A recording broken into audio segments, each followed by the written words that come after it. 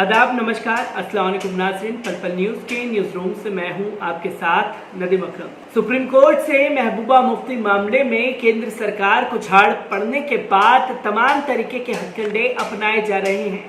Supreme court में महबूबा मुफ्ती की जो नज़रबंदी की गई थी उसमें सुप्रीम कोर्ट ने केंद्र से जवाब मांगा था, पर केंद्र ने इसमें अपनी लापरवाही दिखाई और इस लापरवाही के बाद सुप्रीम कोर्ट ने एक फैसला दिया। वो फैसला केंद्र सरकार और भारतीय जनता पार्टी के नेताओं को नागवार गुजरा है और ये नागवार इसके साथ साथ गोदी मीडिया को भी गुजरा है, क्योंकि ये जाहिर करने की कोशिश की गई कि महबूबा मुफ्ती के ऐलान के बाद जो प्रोपेगेंडा चलाया जा रहा है भारतीय जनता पार्टी के नेताओं और गोदी मीडिया द्वारा, एक बार उस पर भी नजर डाली जाएगी। पर सबसे पहले नजर डालिए महबूबा मुफ्ती को लेकर के सुप्रीम कोर्ट ने क्या कुछ फैसला दिया है। जम्मू कश्मीर की पूर्व मुख्यमंत्री महबूबा मुफ्ती को रिहा करने के आदेश जारी कर दिया गया है। जम्मू कश्मीर सरकार के प्रवक्ता रोहित कंसल ने ये जानकारी दी है कि पूर्व मुख्यमंत्री महबूबा मुफ्ती को रिहा किया जाए।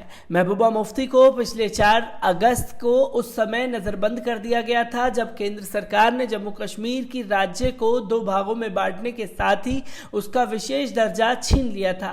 आपको बताते चलें कि पिछले महीने के अंत में महबूबा मुफ्ती की बेटी इल्तिजा मुफ्ती की जन सुरक्षा अधिनियम PSA के तहत अपनी मां को बंदी बनाए जाने के खिलाफ दायर याचिका पर सुप्रीम कोर्ट में सुनवाई हुई थी, जिस पर सुप्रीम कोर्ट ने जम्मू कश्मीर प्रशासन से पूछा था कि महबूबा को कब तक हिरासत में रखा जा सकता है। कोर्ट ने जम्मू कश्मीर प्रशासन से अपने रुख की जानकारी देने के लिए कहा था। पूर्व मुख्यमंत्री उमर अब्दुल्ला और उनके पिता फारूक अब्दुल्ला को, जो पिछले साल अगस्त से नजरबंद थे, पहले ही रिहा हो चुके हैं।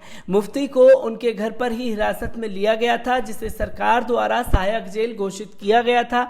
पब्लिक सेफ्टी एक्ट या PSC के तहत किसी भी व्यक्ति को बिना किसी मुकदमे के कई बार हिरासत में रखा जा सकता है। ब्यूरो रिपोर्ट, पल पल न्यूज़।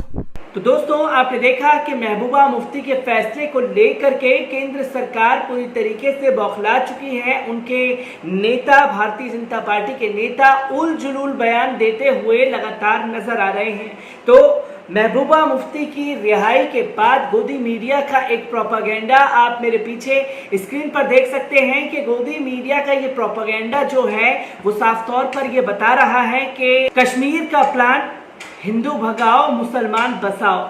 जी न्यूज़ ये कैंपेन चला रहा है और लोगों को दृष्टिकोण यानी कि धर्म और नफरत के नाम पर बांटने की कोशिश कर रहा है। तो वहीं दूसरी आप स्क्रीन देखेंगे, तमाम देशों के और तमाम धर्मों के लोगों के आंकड़ों को सामने रखा गया। ये भारतीय जनता पार्टी के IT सेल द्वारा किया गया और भारतीय जनता पार्टी का IT सेल मुसलमानों को लेकर नफरत फैलाने में उजागर हो चुका है और ये दावा कर रहा है कि देखिए कि मोदी जी जो हैं वो हिंदू राष्ट्र बनाना चाहते हैं, पर इतनी आबादी वाला देश जो हिंदुओं का है वो अभी तक एक राष्ट्र घोषित नहीं हो चुका है। आखिरकार ये नाइंसाफी क्यों? मोदी जी का साथ दीजिए। इसको लेकर के ये अब प्रोपेगेंडा मीडिया और BJP IT सेल द्वारा शुरू हो चुका है। इसी के साथ साथ अब आपको बता दूं कि भारतीय जनता पार्टी के नेता भी इससे बौखला गए हैं और उन्होंने क्या कुछ बिहार की पॉलिटिक्स में सभा में एक बयान दिया है, उस पर भी नजर डालिए। जो जाएंगे बिहार में अगर सरकार आरजेडी की बनेगी तो कश्मीर से जिस आतंकवादी को हम सफाया कर रहे हो आकर बिहार की धरती पर पनाह ले लेगा। ऐसा होने नहीं देंगे। प्रधानमंत्री जी ने सीमा हमारे जी ने सौंपा है, गृह मंत्री जी ने सौंपा है, हम आने नहीं देंगे। यह भी सही है, लेकिन उसका मंसूबा यही रहेगा कि वह किसी। तो दोस्तों, आपने देखा कि बिहार की राजनीति में पूरी तरीके से फ्लॉप हो चुकी भारतीय जनता पार्टी अब नए नए पैतरों को अंजाम दे रही है। बिहार की राजनीति में हिंदू मुसलमान भी करके देख लिया, पर उससे उसको बेनिफिट नहीं मिला। सुशांत सिंह राजपूत का मामला भी उठा करके देख लिया, उससे भी बेनिफिट नहीं मिला। तो अब जाति के नाम पर लोगों को आपस में लड़ा करके भी देख लिया, उसका भी बेनिफिट नहीं मिला।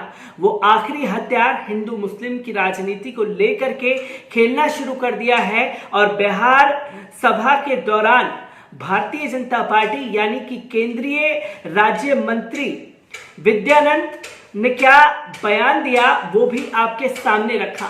और उनका दावा है कि अगर आरजेडी जीत जाती है तो आरजेडी के जीतने के बाद कश्मीर के आतंकी बिहार में बसेंगे।